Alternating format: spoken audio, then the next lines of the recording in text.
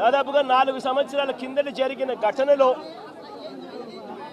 ఈరోజు topic divert చేసేందుకు 4వ తారీఖు రాత్రిన సురేష్ను, దళిత ఎంపీని, విజయవాడ డిప్యూటీ మేయర్ భర్తను అరెస్ట్ చేస్తారు.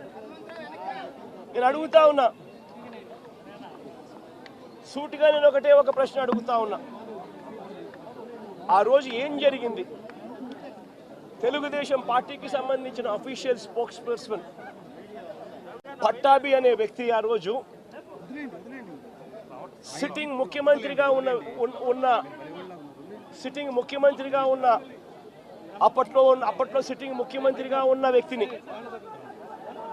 బోసుడీకే అని తిట్టాడు. బోసుడీకే అంటే ఏమిటో తెలుసా? తెలుగుదేశం పార్టీ కార్యాలయంలో తెలుగుదేశం పార్టీ అధికార ప్రతినిధి ముఖ్యమంత్రిని ఆ రోజు అన్న మాట లంజా కొడక అని.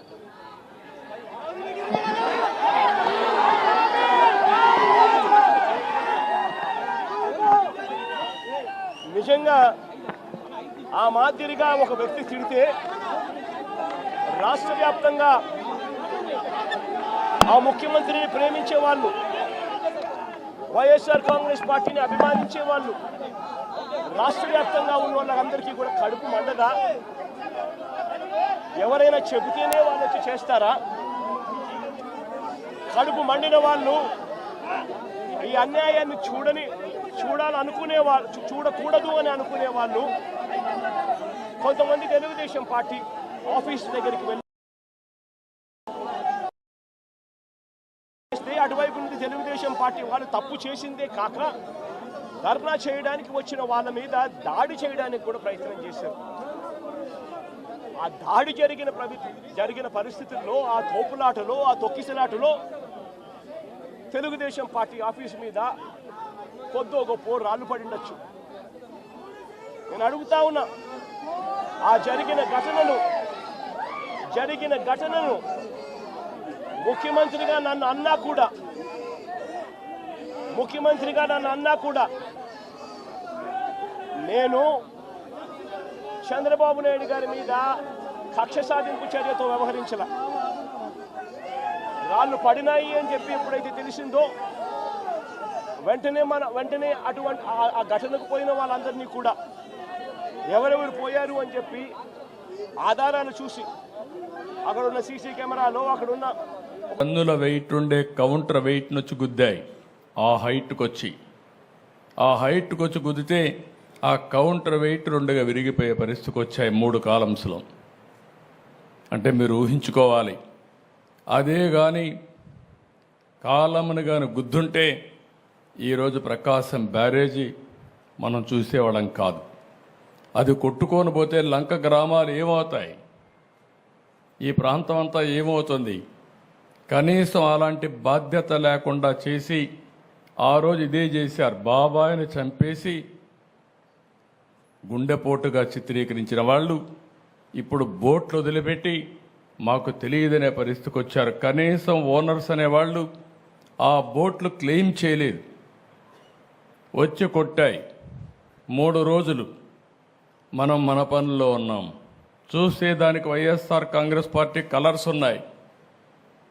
అయితే ఒక్కడు కూడా మాట్లాడకపోతే ఆ నెంబర్లు తీసుకొని వెరిఫై చేస్తే వీళ్ళంతా కూడా వైఎస్ఆర్ కాంగ్రెస్ పార్టీ ఫాలోయర్స్. అదే మరిగా ఇదే బోట్లు ఈ దొంగ ఇసుక వ్యాపారాన్ని చేయడానికి వినియోగించిన బోట్లు ఇవన్నీ. అంటే మనం గుర్తుపెట్టుకోవాలి, నేరాలు ఘోరాలు చేసే దుర్మార్గులు ప్రజా జీవితంలో ఉండి ప్రజల జీవితాలను అతలాకుతలం చేసే పరిస్థితికి వస్తున్నారు.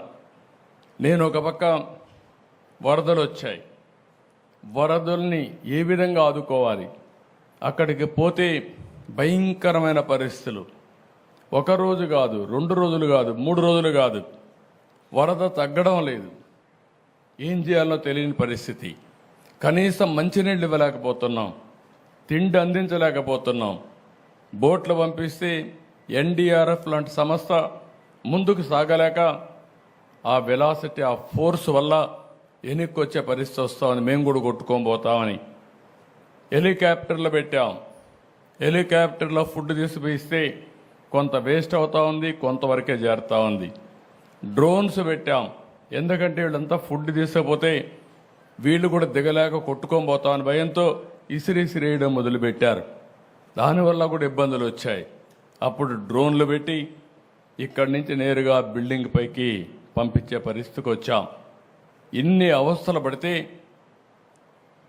ఏదైతే వైఎస్ఆర్ కాంగ్రెస్ పార్టీ ఒక పేపర్ పెట్టుకొని విషం జిమ్ముతున్నారు అంటే ఓడిపోయారు కాబట్టి, ప్రజలు ఓడిచ్చారు కాబట్టి ఈ ప్రజలపైన ద్వేషం పెంచుకొని ఏదో ఒక విధంగా నష్టం చేయాలని ఆలోచించే పార్టీల నియమనాలు నాకైతే అర్థం కావడం లేదు.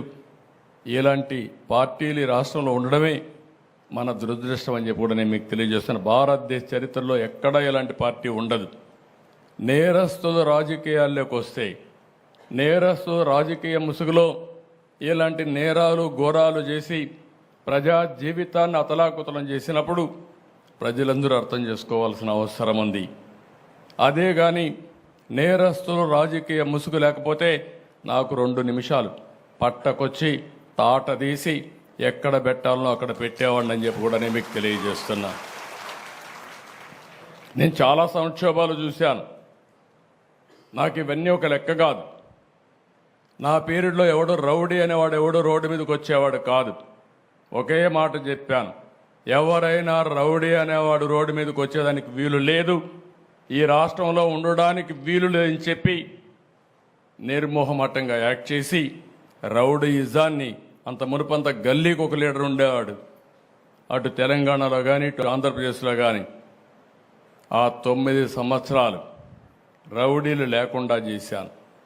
రాయలసీమ మొత్తం ముఠాలు ఒకరినొకరు కొట్టుకోరు చనిపోయేవాళ్ళు, కక్షలు పెంచుకునేవాళ్ళు, తరతరాలుగా ఆ కక్షలు కొనసాగేటివి. ఒకే మాట చెప్పాను, మా పార్టీ మీ పార్టీ అని లేదు, ఎవరైనా ఒకటే, ముఠా నాయకుడిగానే చూస్తానని ముఠాలు అణిచివేశాను.